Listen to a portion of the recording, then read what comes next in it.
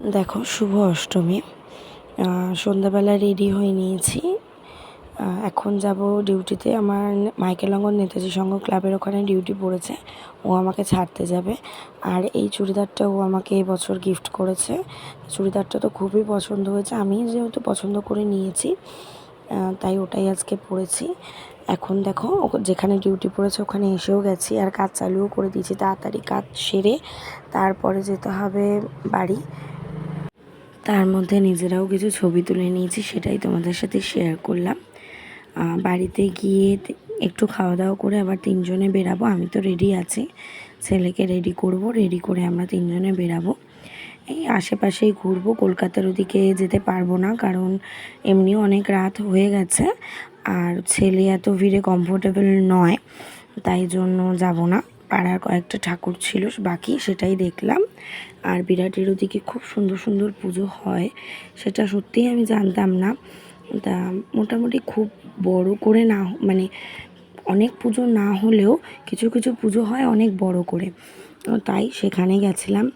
আর ভিড়িয়ে ধাক্কাধাক্কি ঠেলাঠেলি সব কিছুর মধ্যেও নিজেদের ছবি তুলতে তো হবেই, তাই কিছু ছবি তুলে নিয়েছি, সেগুলোই তোমাদের সাথে শেয়ার করছি।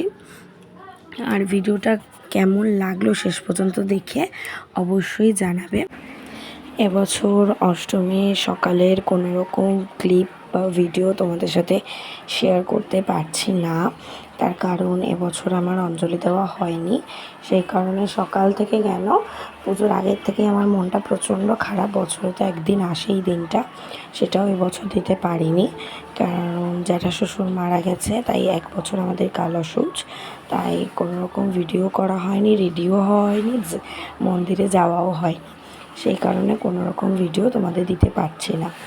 আর এই ঠাকুরটা খুবই সুন্দর, ঝিনুক, কড়ি, তারপরে বালি, কাঠের গুঁড়ো সব জিনিস দিয়ে তৈরি করা ছিল, অপূর্ব লাগছে দেখতে। আর এটা দেখো, আমার ছেলে মানে বিরাটিতে খুব বড় বড় লাইটিং না হলেও কিছু লাইটিং হয়েছে, সেটা সামনে ছেলে গিয়ে দাঁড়িয়ে পড়ছে, তা আমিও একটু দাঁড়িয়ে পড়লাম, ওর বাবা ভিডিও করে দিয়েছে।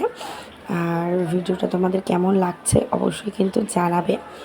আর তারপরে বিরাটি ঠাকুর দেখতে দেখতে প্রচণ্ড বৃষ্টি নেমে গেছে কাল, মানে অষ্টমীর দিন। আর সেই তাড়াতাড়ি করে বাড়ি আসতে হবে, এমনিও রাত হয়ে গেছে যদিও, এবার বাড়ি না আসলে খাবার পাবো না। অষ্টমী, নবমী, দশমী এই 3 দিন প্রচণ্ড ভিড় থাকে, খাবার পাওয়া যায় না, সেই জন্য তাড়াতাড়ি ফিরছিলাম। আর বৃষ্টিতে একটু লেট হয়েই গেছে। তাড়াতাড়ি বাড়ি ফিরে যখন হোটেলের দিকে, মানে ধাবার দিকে আসছি, তখন ধাবায় তো এমনিও সিট পাইনি, প্রচণ্ড ভিড়। তা আমাদের ওখানেই একটা ধাবা ছিল, ফাঁকাই থাকতো। তা আগে ভাবতাম খাবার কোয়ালিটি হয়তো খুব একটা ভালো না, তাই ফাঁকা। তা অগত্যা কালকে আমরা ওখানেই যেতে হয়েছিল, কিন্তু খাবার অর্ডার সব আমার ছেলে করেছে, ওর সব পছন্দের খাবার। কালকের খাবারে, মানে বারবার কালকেই বলছি, অষ্টমীর দিন খাবারে ছিল রাইস, চিকেন কষা আর তন্দুরি রুটি। এটাই ডিনারে খেয়েছিলাম আমরা। আর ছেলে ভিডিও করে দিতে বলছে, রিভিউ দিচ্ছে।